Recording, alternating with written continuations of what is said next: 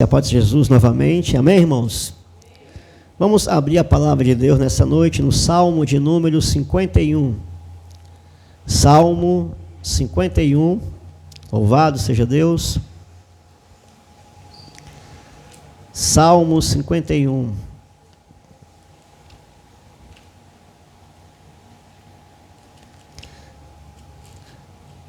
Nós iremos ler a partir do versículo de número 1. Salmo 51, a partir do versículo de número 1.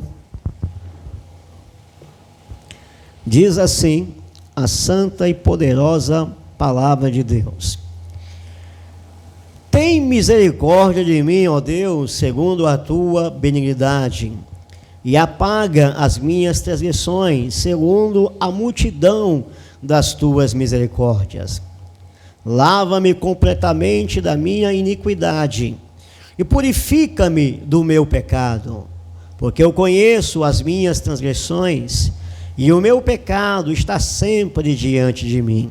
Contra ti somente pequei e fiz o que é mal à tua vista, para que seja justificado quando falares e puro quando julgares. E eis que em iniquidade foi formado, e em pecado me concebeu minha mãe. Eis que amas a verdade no íntimo, e no oculto me fazes conhecer a sabedoria. Purifica-me com esopo, e ficarei puro. Lave-me, e ficarei mais branco do que a neve. Faze-me ouvir júbilo e alegria, para que gozem os ossos que tu quebrastes. Esconde a tua face dos meus pecados e apaga todas as minhas iniquidades. Cria em mim, ó Deus, um coração puro e renova em mim um espírito reto. Não me lances fora da tua presença e não retires de mim o teu Espírito Santo. Torna a dar-me a alegria da tua salvação e sustém-me com espírito voluntário. Então ensinarei aos transgressores os teus caminhos, e os pecadores a ti se converterão. Os irmãos, podeis assentar-se nessa noite. Louvado seja Deus. O salmo, irmãos, que nós lemos hoje, é um salmo de confissão de pecados. Porém, quando nós o lemos, nós percebemos, irmãos, como as palavras de Davi, como as palavras que ele escolhe, como apaga as minhas transgressões, purifica-me, perdoa os meus pecados. É uma atitude, irmãos, que ele toma, que para nós que somos cristãos, nós conseguimos enxergar nas suas palavras como ele busca um Deus que tem poder para socorrê-lo, para ajudá-lo, para perdoar os seus pecados. Porém, se para nós conseguimos enxergar humildade, reconhecimento de quem ele é perante Deus, na sociedade em que nós vivemos, essa era atual, as palavras de Davi, irmãos, são escandalosas para estes.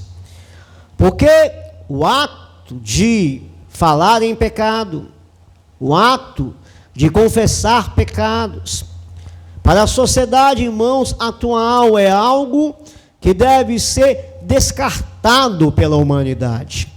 Se para nós vemos uma coisa boa, de um homem se humilhar perante seu Deus, pedindo socorro, pedindo ajuda, para aqueles que não conhecem a Deus, é motivo de escândalo, porque para muitos, o homem deve viver a sua vida, e não deve haver sobre ele, no seu coração, na sua consciência, na sua mente, um sentimento de peso, um sentimento aonde o homem fica escravizado por determinado pensamento religioso, aonde ele não tem a liberdade para dar vazão àquilo que ele quer fazer. Portanto, irmãos, se nós procurarmos, ou pelo menos tentarmos aprofundarmos em aconselhamentos deste mundo, principalmente na área de psicologia, nós vamos encontrar alguns pensamentos ou algumas palavras sugestivas dizendo: não pense em pecado, ignore isso. Pelo contrário, viva a sua vida. A sua vida é tão pouca. Em vez de você ficar preocupado com a sua consciência de certo ou errado, o mais importante para você fazer é seguir o que o seu coração deseja, o que o seu coração anseia, e busque a sua felicidade. Porém, Davi, irmãos, em vez de acatar esse tipo de aconselhamento, aliás, ele nem havia nessa época esse aconselhamento, mas se ele vivesse em nossa época hoje, talvez Davi, irmãos, não seguiria esse conselho, porque ele sente que algo está errado. Ele sente, irmãos, que o pecado pesa sobre sua vida. Sua consciência, irmãos, o acusa. E na realidade, irmãos, o que o homem de Deus quer é servir a Deus em liberdade. O que ele quer é ter a sua consciência tranquila diante de Deus. O que ele quer é estar bem espiritualmente. E de forma técnica, melhor dizendo, estar bem espiritualmente, necessário é que esse homem tenha tido uma experiência com Deus. É necessário, irmãos, que ele possa ter experimentado uma experiência, uma profundidade, aonde ele olha para o pecado, ele vê como algo ruim, que está nele, que está em si. Mas ao mesmo tempo esse pecado não é ruim apenas para ele, é ruim para o Deus que ele crê. E Davi, irmãos, ele não tem vergonha de clamar naquele momento em sua vida socorro a Deus. Nós vamos ver isso a partir do versículo número 1, que diz: tem misericórdia de mim, ó Deus, segundo a tua benignidade, apaga as minhas transgressões, segundo a multidão das tuas misericórdias. Ele vê não apenas os seus pecados, mas ele vê, irmãos, ele clama a um Deus que tem riqueza, misericórdia para lhe oferecer. E ele vai dizer: lava-me completamente da minha iniquidade, purifica-me do meu pecado, porque eu conheço as minhas transgressões, e o meu pecado está sempre diante de mim. Contra ti somente pequei, e fiz o que é mal à tua vista, para que seja justificado quando falares, e puro quando julgares. E então Davi, irmãos, conhecendo a situação que ele se encontra naquele momento de pecado, de frieza espiritual em sua vida, ele vai dizer no versículo 5 que isso faz parte de sua natureza. Eis que em iniquidade fui formado, e em pecado me concebeu minha mãe. Ou seja, todos nascem em pecado. Todos pecaram e carecem da glória de Deus.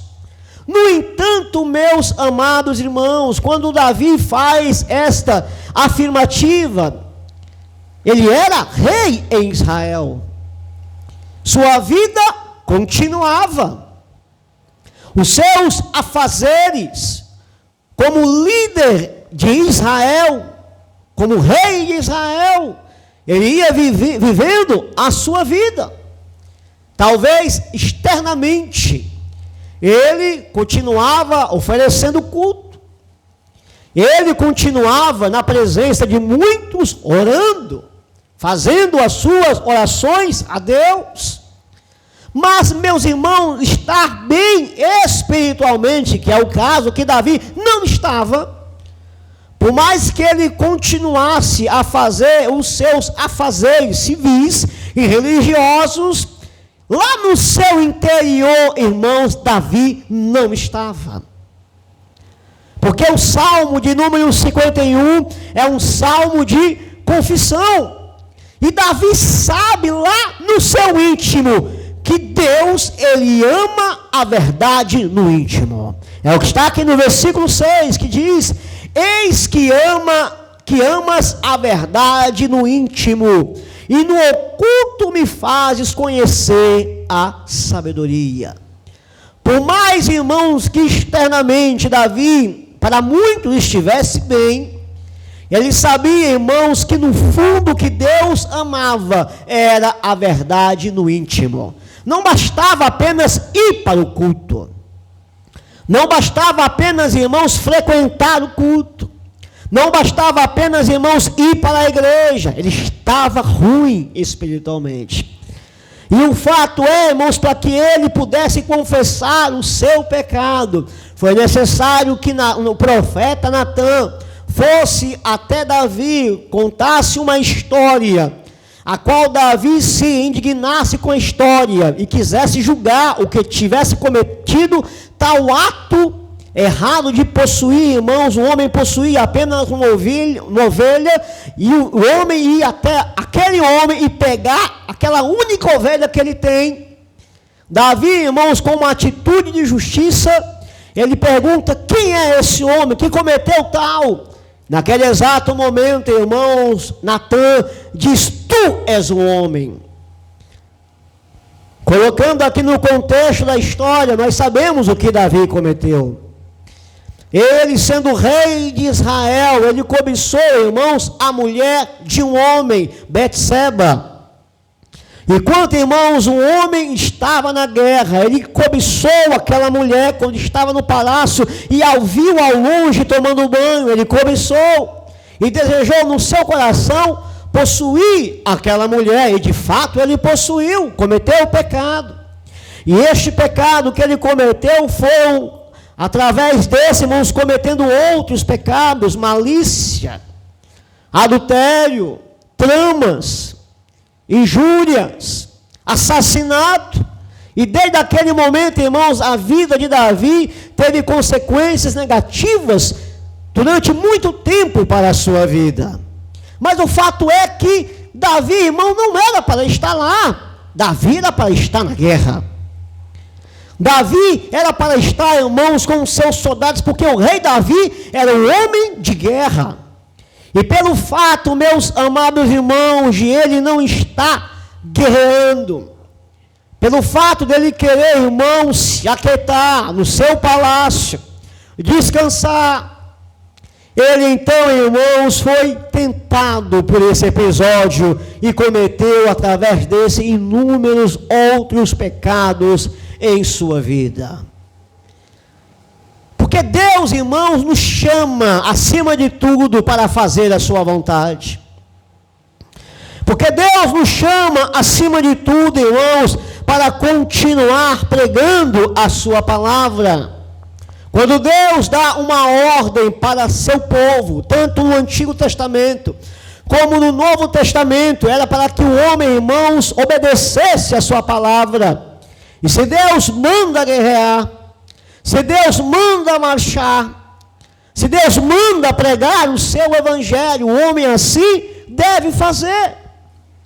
Nós temos um exemplo também no Antigo Testamento, meus amados irmãos, do próprio povo de Israel, a qual do período da morte do profeta Josué, até, irmãos, o livro de Juízes, o povo de Israel deveria constantemente guerrear.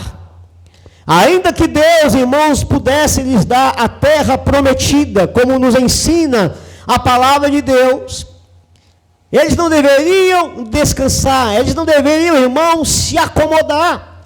Mas em vez disso, eles resolveram, irmãos, mesmo estando na terra de Canaã, continuar as suas batalhas. Não era, irmãos, para eles se acomodarem, como se toda a promessa estivesse cumprida. A promessa ainda deveria se realizar, ela foi cumprida, mas ainda não no seu todo, não no seu completo. E Deus, irmãos, com uma sabedoria plena, não queria que eles se acomodassem, que eles descansassem, que eles não negociassem com aqueles povos. O remanescente dos cananitas estavam ali ainda. Outras nações estavam ali ainda. Mas em vez, irmão, de continuarem as batalhas, eles resolveram, irmãos, negociar. Resolveram, irmãos, ter relacionamentos através de negócios. E foram além disso. Começaram, irmãos, a desobedecer a Deus, fazendo um relacionamento de casamentos entre mulheres israelitas com os homens judeus, ou melhor dizendo, entre os homens judeus com as mulheres cananitas. E Deus sempre aconselhou que isso não fosse feito, porque aquelas mulheres cananitas influenciariam, irmãos, ao povo de Israel que adorassem, irmãos, Astarote, que adorassem ao Deus Baal. E assim fez. E assim aconteceu. O povo abandonou a Deus e passaram, irmãos, a servir os deuses falsos do Antigo Testamento. Mas o fato é que quando Israel fez isso, meus amados irmãos, todo o Antigo Testamento vai nos mostrar que Israel entrou num círculo vicioso, que girava constantemente, e Israel sempre voltava a fazer as mesmas coisas. Israel deixava Jeová e passava a servir aos outros deuses. Em segundo lugar, Deus os entregava nas mãos dos seus opressores. Em terceiro lugar, nas suas aflições, eles imploravam, irmãos, socorro a Deus. Em quarto lugar, Deus tinha misericórdia e mandava um libertador para libertá-los do seu jugo. Em quinto lugar, o libertador vivo, meus irmãos, o povo de Israel obedecia a Deus. Mas quando o libertador morria, o povo novamente voltava a praticar as mesmas coisas. E de novo, voltava a servir outros deuses. Novamente, voltavam nas mãos dos seus inimigos. Novamente, Deus via as suas aflições. Eles novamente pediam socorro a Deus. Novamente, Deus mandava um libertador. Enquanto o libertador estava vivo, eles obedeciam a Deus. Morrendo o libertador, novamente, voltavam a adorar Baal. E assim, irmãos, sucessivamente. Tornou-se um círculo vicioso, irmãos, em Israel. Eles voltavam a praticar as mesmas coisas constantemente. Voltavam, irmãos, pelas mesmas falhas, com os mesmos pecados, com as mesmas atitudes. E nós vimos como Deus é misericordioso.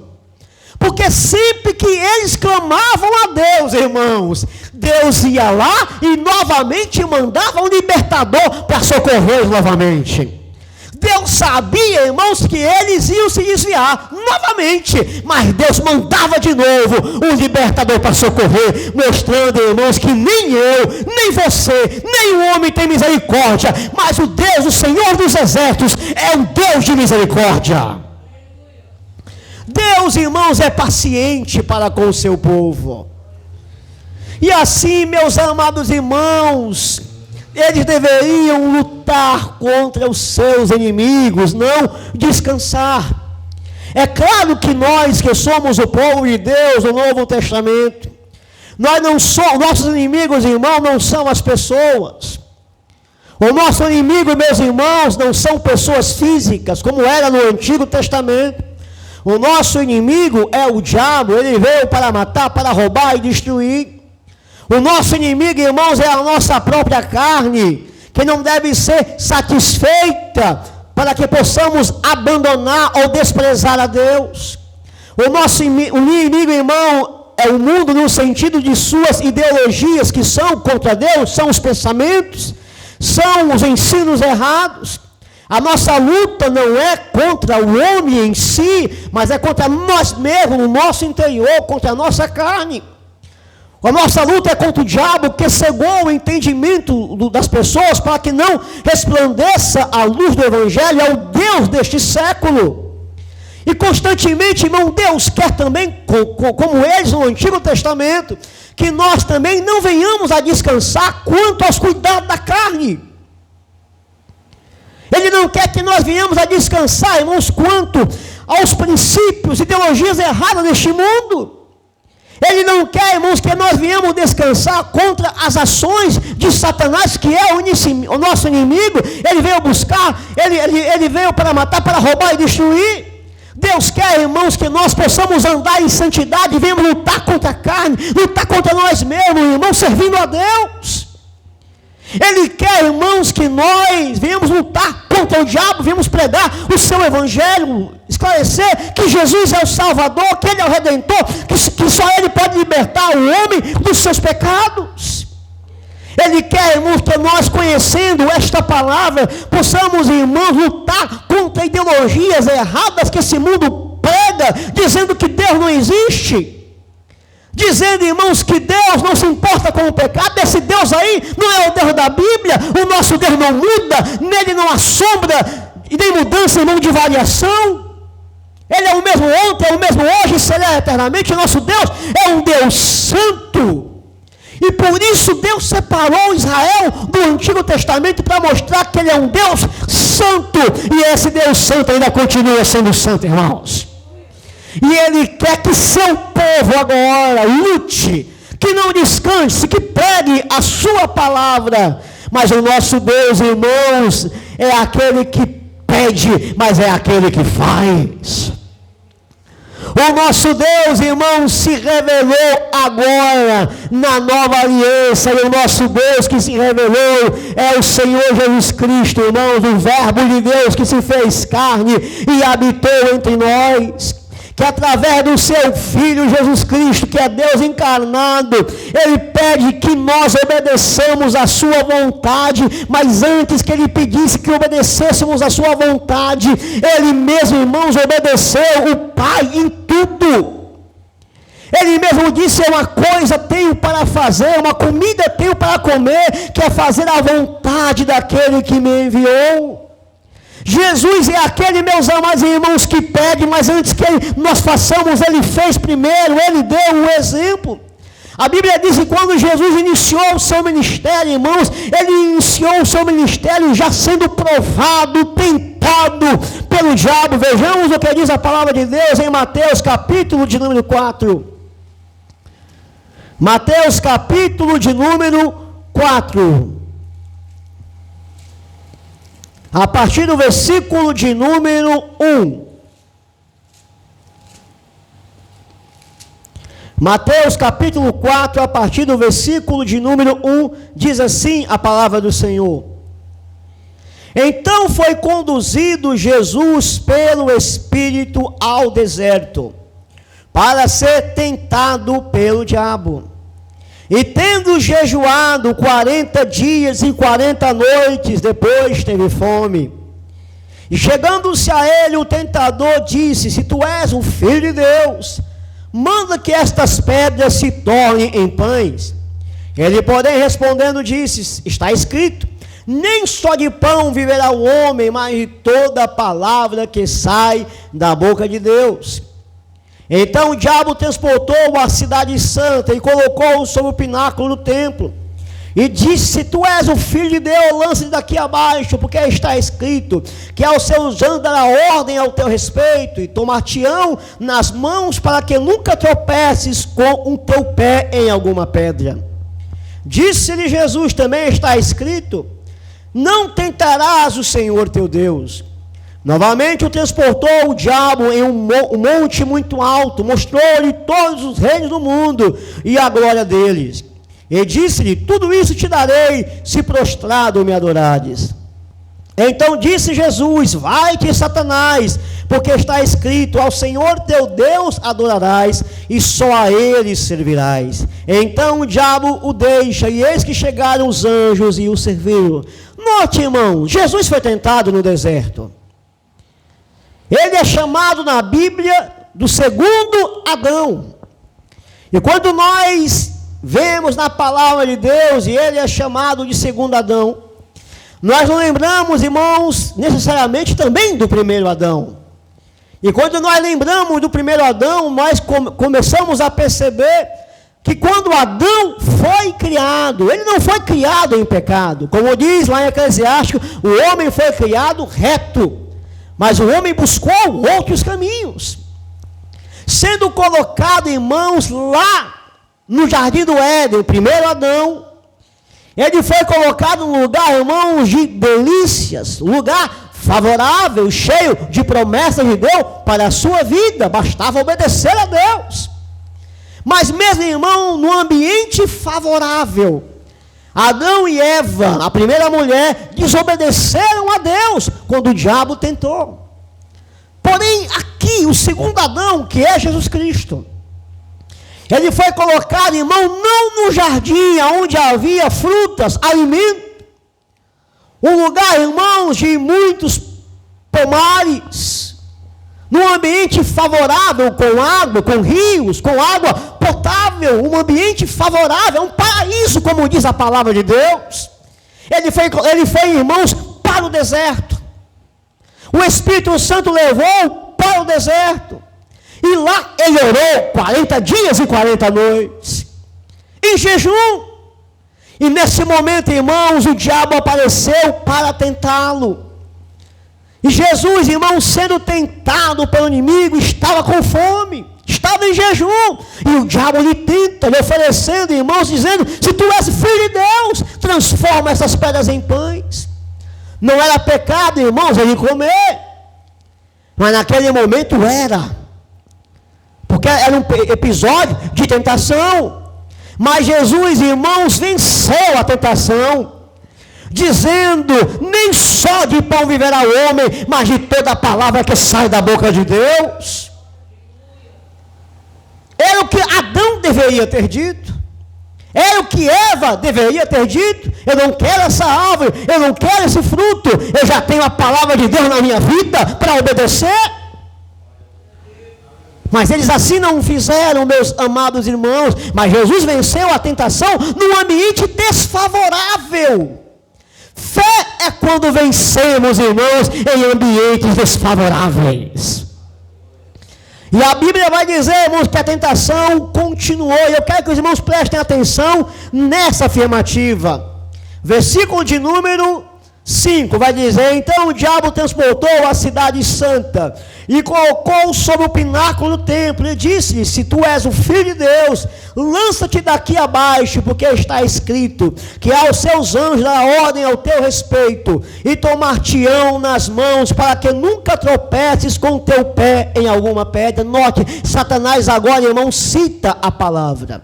Em outros evangelhos, como Lucas e Marcos, geralmente, meus amados irmãos, essa tentação vem na ordem diferente. Essa aqui, talvez no evangelho de Lucas, ela vem a última tentação. Aqui a ordem de Mateus é diferente. Mas aqui, meus amados irmãos, Satanás percebe que a maneira que Jesus está vencendo é pela palavra. A intenção do diabo é derrubá-lo. A intenção do diabo é tentá-lo para que ele venha a ser prejudicado, irmão, naquilo que ele veio fazer em favor do homem. Mas o diabo, ao tentá-lo, percebe, irmãos, que Jesus é o homem da palavra. Em toda a tentação, Jesus cita a Escritura. A arma de Jesus é a palavra de Deus, e a arma do crente, irmão, tem que ser a palavra de Deus, a espada do Espírito Santo.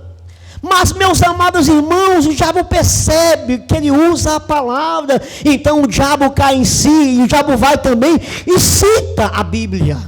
Ele também cita a palavra, ele vai dizer no versículo 6, e diz: se tu és o filho de Deus, lança daqui abaixo, porque está escrito. O diabo, irmão, ele conhece a palavra. Às vezes ele cita de maneira distorcida, às vezes, irmãos, ele cita como ela é, mas ele conhece a palavra. E ele percebe que Jesus é o homem da palavra. Mas, irmãos, Jesus, ele vai dizer aqui algo, irmãos, interessante para nós. Ele não diz aqui está escrito apenas. Ele diz também está escrito. É o que está aqui no versículo de número 7. Disse-lhe Jesus: também está escrito, não tentarás o Senhor teu Deus. Por que isso é importante para nós, meus amados irmãos?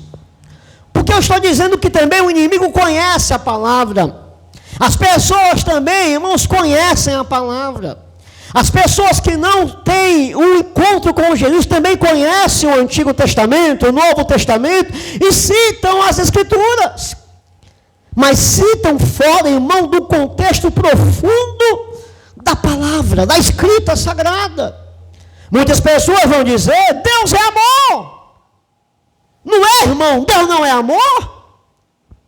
Não está escrito que Deus, irmão, é amor? Está escrito que Deus é amor. Mas nós dizemos, Deus é amor, mas também Deus é santo. Deus é justo. Deus é poderoso. Deus é misericordioso. Deus é justo juiz. Não é assim que a palavra de Deus diz, irmão, que nós temos que amar uns aos outros. É verdade que nós temos que amar uns aos outros. Mas é verdade, irmãos, que Deus não é só amor, Deus é justiça e quer que o homem se arrependa dos seus pecados. Deus não é só uma coisa, irmãos, Deus é aquilo que a palavra de Deus revela. Por isso nós não somos as pessoas do está escrito apenas, nós somos aqueles, irmãos, do também está escrito. Como diz a palavra de Deus, Deus não falou, irmãos, apenas de amor, Deus falou de pecado. Deus não falou, irmãos, apenas de paz, Deus falou de justiça.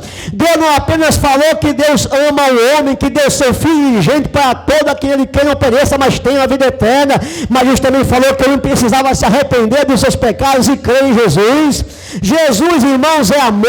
Ele disse que ele era amor, mas ele também disse, arrependei-vos e crede no Evangelho. Jesus foi aquele que disse, convertei-vos. Jesus foi aquele que disse, olha, eu vim ao mundo para que tenham vida, mas a luz veio ao mundo, mas os homens amaram mais as trevas do que a luz. Jesus, irmãos, é aquele que venceu o diabo com a palavra dizendo, também está escrito. E o diabo, irmãos, não tinha mais para onde correr, tentou mais uma vez, versículo de número 8, novamente o transportou o diabo a um monte muito alto e mostrou-lhe todos os reis do mundo, e a glória deles, disse-lhe, tudo isso te darei, se prostrado me adorais. Então disse Jesus, vai-te, Satanás, porque está escrito, ao Senhor teu Deus adorarás, e só a Ele a servirás.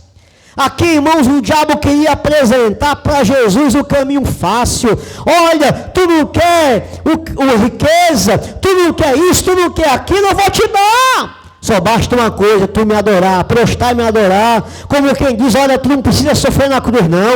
Basta uma coisa para você me adorar, se prostrar que eu vou te dar um bocado de coisa. Não precisa morrer, não precisa sofrer. Não precisa o caminho difícil. Ele deu o caminho fácil. Meus irmãos, Jesus queria as coisas, mas queria as coisas das mãos do Pai.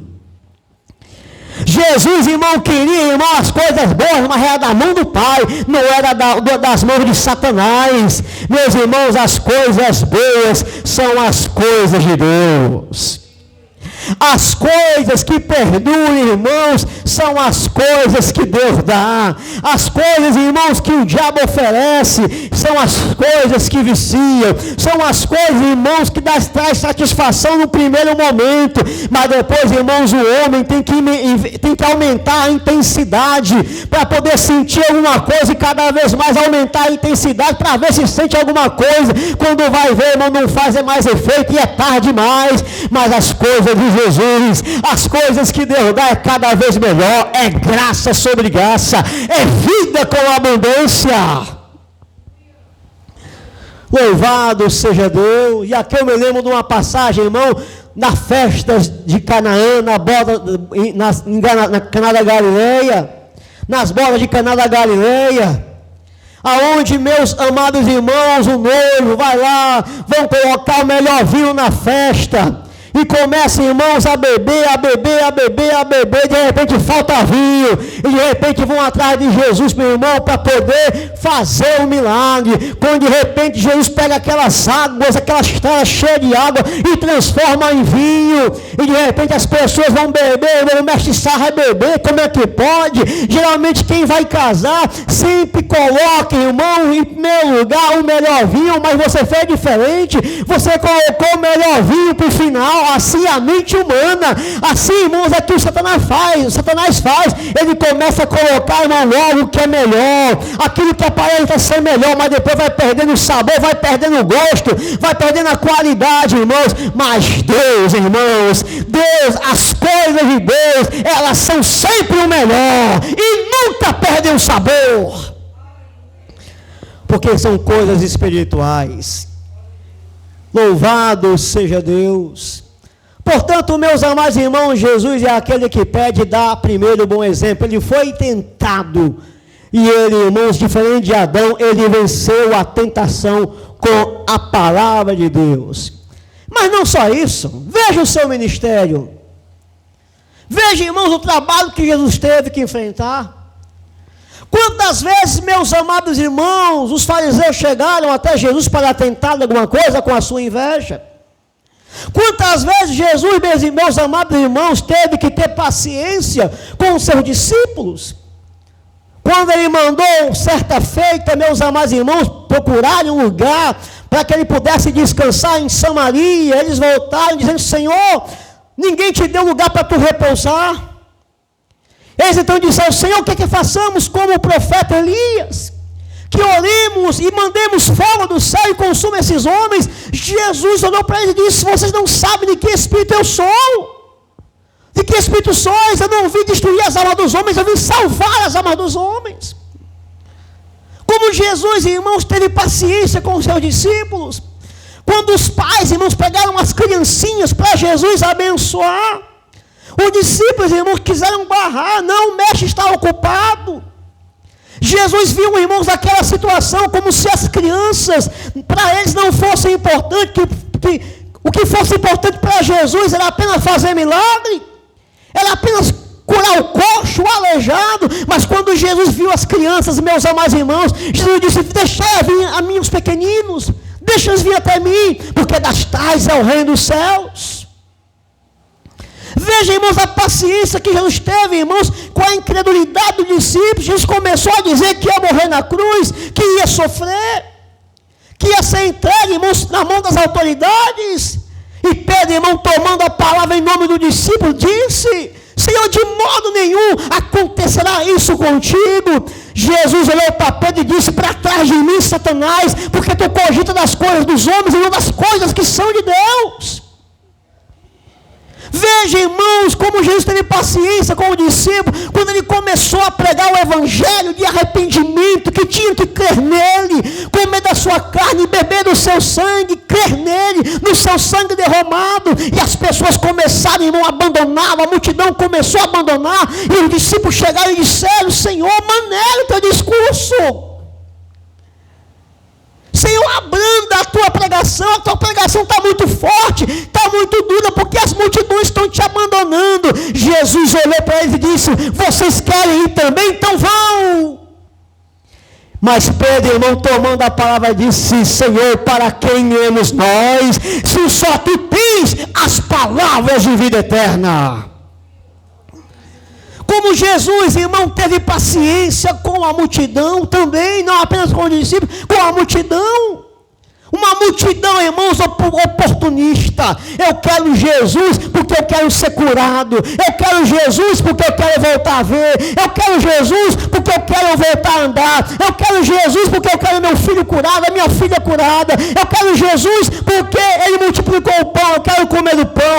Eu quero Jesus por causa disso. Eu quero Jesus por causa daquilo. Uma multidão, irmãos, oportunista. Senhor, a gente te procurou por todo canto, por todo lado, e agora que a gente encontrou, Senhor, a gente estava te procurando. Jesus olhou para eles e disse: vocês estão me procurando, é pelo pão que eu multipliquei, não é por causa de mim. Jesus, irmão, teve que enfrentar uma multidão, irmãos, oportunista, que queriam ele por aquilo que ele podia dar, queriam, irmãos, a bênção, mas não queriam o Jesus da bênção. O mais importante que a bênção, irmãos, é o Jesus da bênção. Porque, irmãos, a bênção é passageira desta vida, mas Jesus, que é a verdadeira bênção, é eterna em nossos corações. Jesus, irmãos, teve paciência, derrotou o diabo. A Bíblia diz que ele foi tentado aqui, o diabo deixou, mas um outro evangelho, irmãos, que vai dizer que ele deixou por determinado tempo, depois o diabo voltou de novo para tentar Jesus em outros momentos. Porque Jesus pede, irmãos, aquilo que ele mesmo fez. E aí, meus amados irmãos, Deus nos chamou para descansar, nos chamou para fazermos a sua obra, pregarmos a sua palavra, pregarmos, meus amados irmãos, o seu evangelho. Israel no Antigo Testamento era para não descansar, era para continuar, meus amados irmãos, guerreando, e ficou naquele ciclo vicioso, e aí morria o rei bom, e o povo se desviava de novo, aí vinha outro rei bom, outro libertador bom, e o povo voltava de novo, e morria o rei de novo, irmão, e o povo se desviava de novo. Mas graças a Deus, irmãos, que o nosso libertador não é Josué. Graças a Deus, irmãos, que o nosso libertador foi Moisés. Graças a Deus que o nosso libertador, irmão, não são os juízes, não é o profeta Samuel. O nosso libertador, irmãos, é Jesus. O nosso libertador é o Senhor Jesus Cristo. Pastor, qual é a diferença de Jesus para os outros? É que os outros, irmãos, morreram e ficaram na sepultura. O nosso, ele morreu e ressuscitou ao terceiro dia. De tal forma, meus amados irmãos, que agora o negócio é diferente. Aquele que manda, irmão, servindo, é aquele que nos acompanha, é aquele que vai junto, ele é aquele que diz: estou convosco todos os dias, até a consumação dos séculos. Ele é o amigo mais chegado que o irmão, é aquele que fala conosco, que entrou em nosso coração, que dá vida com abundância. É o nosso Jesus que está vivo pelos séculos dos séculos, amém. É aquele que diz que onde estiverem 2 ou 3 reunidos em meu nome, ele está presente. É aquele que diz que passeia no meio dos 7 candeeiros, é aquele que passeia no meio da igreja, e ele pode estar na sua vida, pode estar no seu coração. É o amigo mais chegado que o irmão.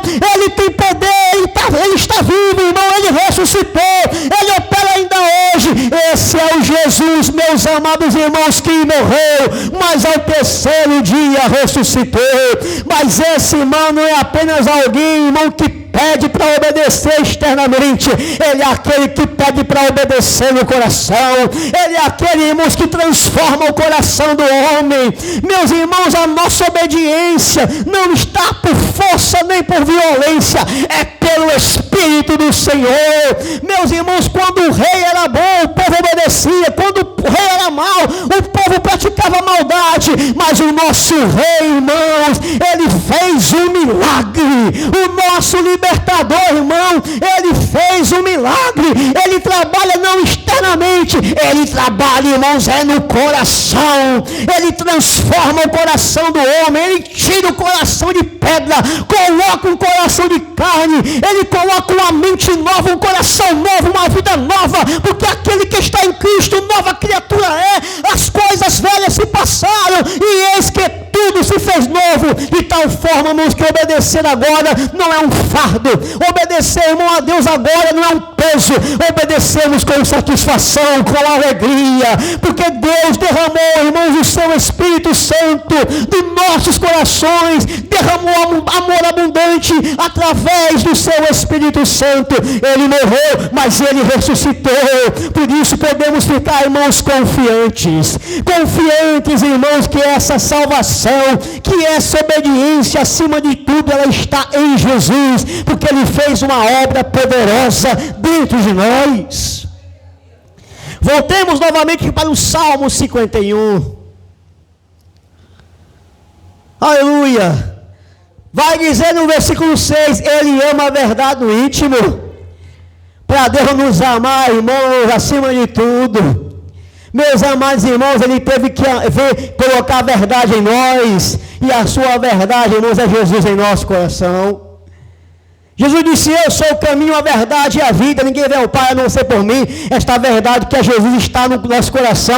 Ele ama a verdade no íntimo. Não pode ter nada, irmãos, que não seja a verdade. Tem que ter a verdade de Deus em nosso coração. Ele ama a verdade, é no íntimo, não é externamente, não, é no íntimo. O versículo 7 vai dizer: purifica-me com um sopo e ficarei puro. Lava-me e ficarei mais branco do que a neve. Não importa o pecado que você tenha cometido. Não importa, irmão, se você falhou. Davi falhou e falhou feio.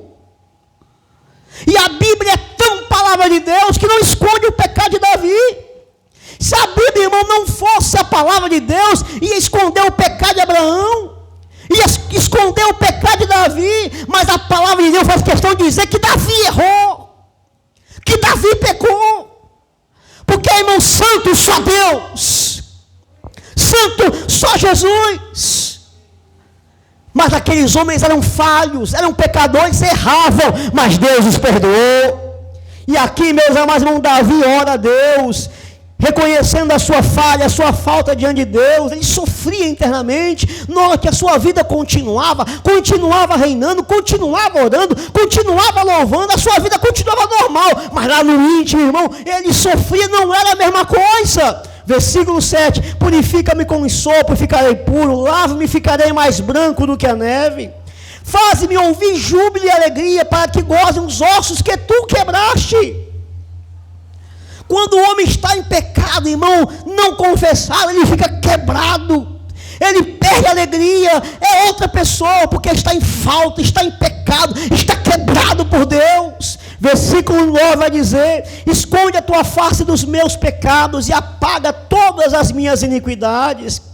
Versículo 10, cria em mim, ó Deus, um coração puro e renova em mim um espírito reto. Não me lances fora da tua presença e não retires de mim o teu Espírito Santo. E aí no versículo 10, irmão, ele vai dizer: torna a dar-me a alegria da tua salvação.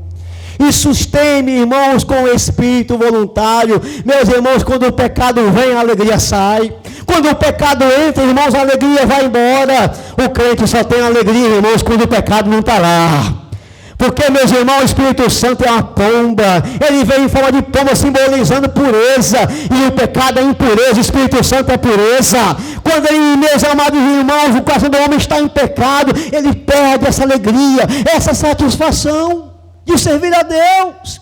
Mas então no versículo 13, para encerrar, vai dizer: então ensinarei os transgressores os teus caminhos, e os pecadores se converterão a ti. Meus irmãos, eu acho esse versículo maravilhoso, porque, irmãos, o homem quer dizer: olha aí, essa pessoa aí é pecadora, vivia uma vida errada, bebia o álcool, bebia cachaça e agora se tornou crente. Está dizendo agora que é bonzinho, está indo para a guerra todo dia, fez isso, fez aquilo, roubou, fez isso, fez aquilo outro, mentira, é fofoqueiro, e agora está indo para a igreja, e agora quer ser santinho. É justamente isso que Deus faz, meu irmão. Ele pega, irmãos, aquela peça ruim e transforma numa peça boa. Ele pega, irmãos, um material bom e faz milagre para mostrar que Deus é poderoso para transformar o coração do homem. E aqui eu gosto desse versículo, sabe por quê, meu irmão? Porque Davi caiu feio. E aqui está dizendo, então, o versículo 12, torna a dar-me a alegria da sua salvação, sustém-me com o espírito voluntário, então ensinarei os transgressores os teus caminhos. Note que é ensinar. Veja a oração de Davi: Senhor, me purifica, Senhor, me perdoa, Senhor, apaga as minhas transgressões, Senhor, perdoa os meus pecados. Sabe por quê, Senhor? Porque eu quero ensinar os transgressores o que tu fez na minha vida, porque assim como tu perdoou a minha vida, tu também pode perdoar as pessoas que ouvirem através de mim a tua palavra. Assim eu vou ensinar os transgressores a tua salvação. E desde o Novo Testamento, irmãos, Pedro nos ensina isso, que os anjos, eles não podem pregar a palavra de Deus, porque os anjos, irmão, não caíram como nós caímos. Os anjos não desobedeceram a Deus como nós desobedecemos, mas os anjos conhecem o plano de salvação. Os anjos conhecem, irmãos, o plano de salvação, e eles cantam glória a Deus, eles dão aleluia no céu, irmão, porque eles acham um plano de salvação maravilhoso. No livro de Apocalipse você vai ver os anjos cantando cantando ao Cordeiro de Deus que tira o pecado do mundo. Ele é o Rei dos Reis, ele quando ele estava morto, mas reviveu. Aí você vê anjo cantando no céu, irmão, dando glória a Deus, dando aleluia, e eles não caíram em pecado, mas eles estão dizendo: santo, santo é o Senhor, o Deus Todo-Poderoso. Eles estão cantando, irmão, e eles tentavam pregar essa palavra, mas eles não têm a capacidade, porque eles não caíram em pecado. Mas você caiu em pecado, eu caí em pecado, a humanidade caiu em pecado, mas Jesus tem poder para salvar, libertar, irmão, e transformar a vida do homem. E é nessa hora que a gente pode dizer: olha, o que Jesus fez em mim, Ele pode fazer em você. Eu era um alcoólatra, eu era isso, eu era aquilo, mas Jesus mudou a minha vida, mudou, transformou o meu coração, e como Ele fez na minha, Ele pode também fazer na sua vida. Quem está pedindo para pregar, irmão, é quem pecou. Quem está pedindo para pregar, irmão, é quem errou, mas alguém que se arrependeu. Porque, irmão, ele experimentou, irmãos, o pecado em sua vida. Experimentou, meus amados irmãos, as coisas ruins no seu coração, as consequências da sua atitude, mas está dizendo: Senhor, eu quero ensinar os transgressores os teus caminhos, e os pecadores a ti se converterão. Os anjos são santos, irmão, e não podem fazer isso, mas nós que experimentamos essa salvação de Deus, irmão, temos que ter mais volume, temos que ter mais altura, temos que fazer mais barulho que os anjos. O nosso glória a Deus, o nosso aleluia tem que ser maior que dos anjos, irmão, porque nós experimentamos de verdade em nossa vida a libertação que Deus fez em nosso coração. Os anjos, irmão, não podem ganhar de nós. Nós temos motivo de sobra para agradecer, meus amados irmãos, o que Deus fez por nós. Nós estávamos mortos nos nossos delitos e pecados. Ele nos transportou das trevas para a sua maravilhosa luz. Ele mudou, irmãos, a nossa história, a nossa vida, deu razão de viver, deu liberdade em relação ao mundo. Para o mundo ser feliz, tem que ficar sempre renovando, irmãos, prazeres carnais que acabam com a sua família, que acabam com a sua saúde. Vem a depressão, vem a angústia, vem o suicídio, e os homens são infelizes. Mas Jesus, irmão, só colocou a sua presença em nosso coração, e não há felicidade maior, irmão, daquela que a Jesus pode oferecer para a vida do homem. Por que, meus amados irmãos? Porque tem gente se auto-enganando. Porque acha, irmãos, que ficar adiando a eternidade vai resolver o problema. Os tempos vão passando, a ciência aumentou, a medicina melhorou, os homens estão vivendo mais. No passado, irmãos, os homens viviam pouco, 40 anos, morriam cedo, e rapidamente, irmãos, tinha muita guerra, e pensava em Deus. Já que eu vou morrer cedo, já que eu vou para uma guerra, já que eu vou viver até os 40 anos, então eu quero me preocupar com a eternidade, eu quero me preocupar com o céu. Mas aí, irmãos, a medicina evoluiu, os homens passaram, irmãos, a viver mais, e aí começaram a pensar, irmãos, só nas coisas desta vida, naquilo que é material. Mas esse dia vai chegar, e para ser infeliz, irmão, precisa de bens materiais nesta vida. E aí, meus irmãos, chega esse dia e descobrem que não tem nada. Mas nós fizemos foi o contrário. Preocupamos primeiro, irmãos, com a primeira bênção espiritual, que é Jesus como Salvador. Quem, irmão, recebe a bênção da eternidade logo, consegue vencer com facilidade as tribulações desta vida. Mas aqueles, irmãos, que não têm a espiritualidade, a eternidade em si, as coisas deste mundo perturbam, preocupam, porque não tem confiança na eternidade. Nós já vencemos esse padrão, irmão, já estamos um passo a mais, nós já estamos assentados nas regiões celestiais em Cristo Jesus. Por isso a nossa preocupação, irmãos, é menor.